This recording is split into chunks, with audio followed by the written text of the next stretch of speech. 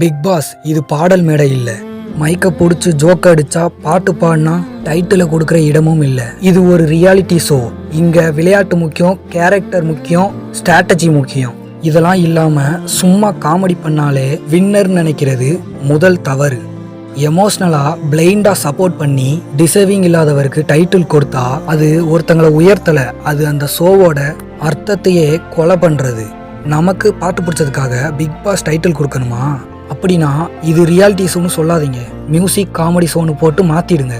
இதை கூட புரியாம பிளெயின் சப்போர்ட் பண்றீங்கன்னா கேள்விக்குறி அந்த கண்டஸ்டன்ட் மேல இல்ல, நம்ம ஜட்ஜ்மெண்ட் மேலதான். என்டர்டைன்மெண்ட் ஆமா அது முக்கியம்தான், ஆனா பிக் பாஸ் டைட்டில் எதுக்குன்னு தெரியுமா?